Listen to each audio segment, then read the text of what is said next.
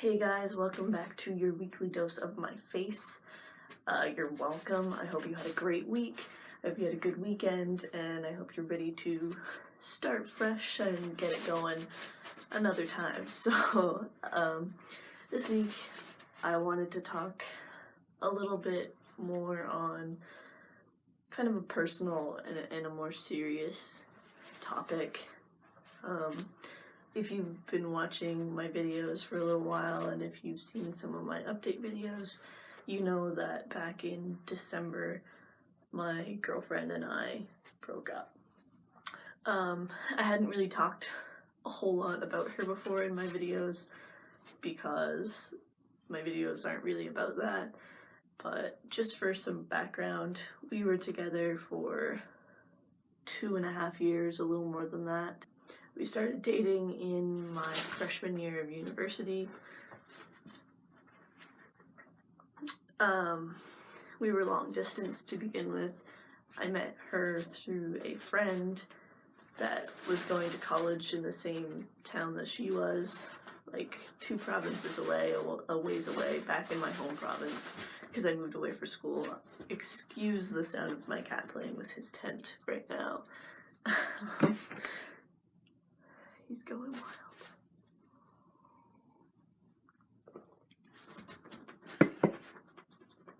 But yeah, we started dating long distance, mostly like via Skype. I know it's not like a super typical relationship beginning, but our first Skype call was like 7.5 hours long. We just like hit it off right away. So yeah, we started dating shortly after that. Like I said, all long distance. The following fall, so after we had been dating for about 10 months or so, she moved to the same province that I was in. We moved in together. We lived together for like 1.5 years. She came with me on my co-ops when I went to Calgary and things like that. So, you know, we had a dog together. We had, like I said, we'd been living together for like 1.5 years. And then when I moved away, it was about a 3.5 hour drive away from the city that we were in for, again, another co-op, because I was in a co-op program through engineering.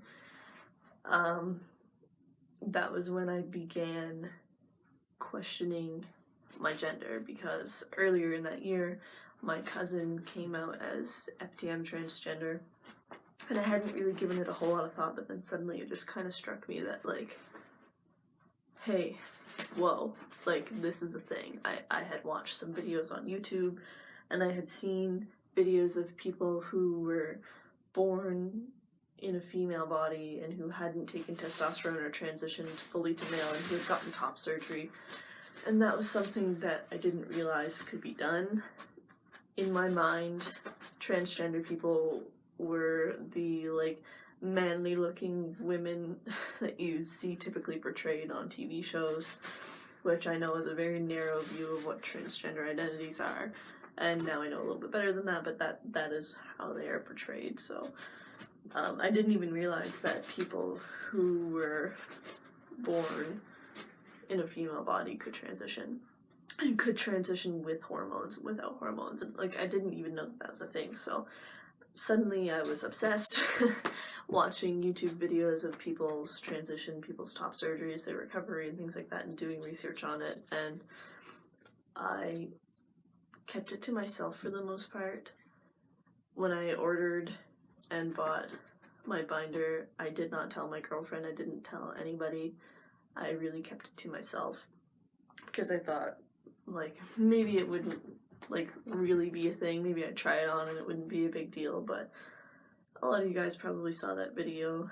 A lot of you guys probably realize how much that meant to me and how it felt when I finally put it on, and just looking down and seeing, like, a flat chest. And whether or not I acknowledged it at the time, I don't think I did, but that was the moment where I was like, shit. Something real is gonna happen here. There's something more to this. This is an identity thing. This isn't a phase. So I talked to her about it, and she was very apprehensive. We got into a lot of arguments about it. she came from a place that she was bullied a lot for being gay and for identifying as a lesbian.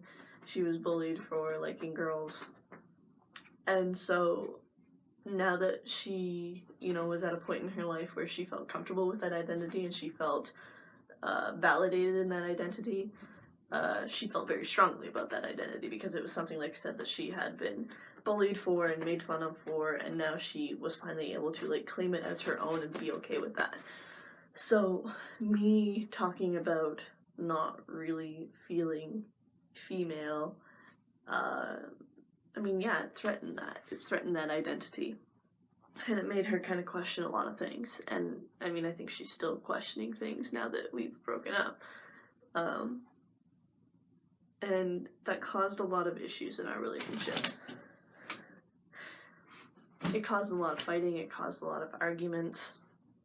And I was very apprehensive about transition-related things, about changing my name, about possibly going on HRT, about going on top surgery. I felt very strongly about that, and I knew that she would not be okay with it. And there was a part of me all along that knew that top surgery was something that I was going to need to get someday, and that even HRT might be something that I want to get someday. So after a little while of, arguing and fighting about stupid random things, about transition-related things, and about everything else, we decided to break up.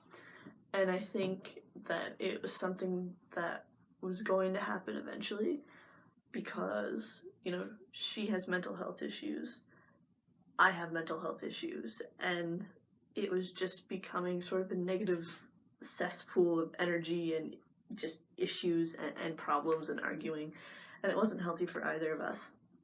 And my current gender identity struggle was something that was adding to that chaos and that mess. So as sad as it is to have to break off a relationship that so much time and effort and love has gone into, I think it was something that was for the better. Not that I didn't love her, not that I don't love her, but even with that, I need to take care of myself, and I need to do things that are going to allow me to be happy and comfortable in my own body, because I'm not.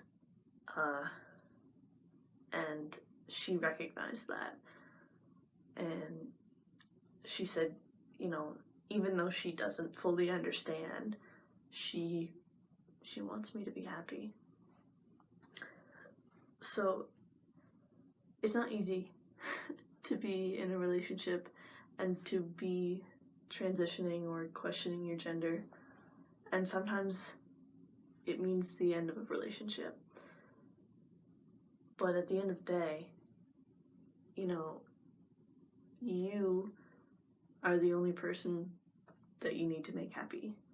You are the only person that is responsible for your happiness, and your happiness is the only happiness that you should be responsible for. Yes, it's nice to make someone else happy. Yes, it's nice to gain happiness from other people's happiness and vice versa. But at the end of the day, if you're not happy and if the person that you're with is holding you back from doing things that make you happy, even if you love them with all of your heart, that is not a situation that you need to keep yourself stuck in. It's not healthy, and it's just holding you back from reaching your potential and from being happy. Because, one day you're going to wake up and you're going to be 60 years old and you're still going to be unhappy. You're still going to be uncomfortable in your skin. You're going to wish that you had done the things that you knew all along that you needed to do. So don't derive your happiness from other people. Do things that you need to do to make yourself happy. Experiment with gender and, you know, different things like that. Do what you need to do to make yourself happy, and don't worry about making other people happy, because the people around you shouldn't dictate your happiness. You should dictate your happiness. I know this, like, might have been a little bit weird and, like, rambly, but I hope I got my point across. Basically, essentially, don't let other people hold you back from making the choices that you need to make yourself happy. And with that, I hope you guys have a wonderful day.